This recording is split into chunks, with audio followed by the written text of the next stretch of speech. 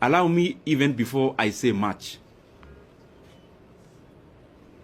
to first of all give you the reason why I called you here, so that our expectations can meet somewhere in the middle. I know there is what I want to say, but I also know there is what you want to hear. And that is the nature of the work we do, and that is the nature of your work. If you allow me today, I called you in this particular office because you have come here before, most of you, in terms of coverage of budget making process. And I called you specifically here because that is actually the agenda. The agenda is that there have been changes, and I felt convinced within myself that given the pivotal role the position held in the workings of our country, in the workings of our nation, in the workings of our various government agencies, development, and every other thing, and because whatever we were doing, I was also updating you regularly, I thought it was important that I call you the way I have done, so that the things we've been reading and the things we have been seeing, I can clarify a few of them and also give my voice on it. And therefore, without wanting to be diplomatic,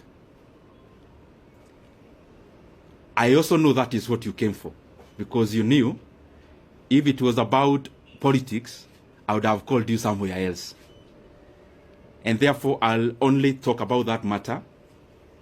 And I also know that there are expectations of people on what we should say, when, and how. I get messages every day on what I should do and how I should do it. And it is not the appropriate time today for me to talk about those other things. And I am saying it in good faith because that is what we had planned to do. And I have only clarified because in the time I've been a politician, I know there is what you say, but there is also work to be done in terms of coverage. There is also what you may want to report. And that is given because that is the work of a media house. So I've clarified that so that I'll be open to a few questions afterwards. But I just highly request, I am here as a Kenyan. I speak when I want to speak.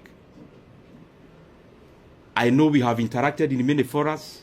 We know each other person's character in terms of where they need to invoke courage, where they need to invoke whatever they need to say.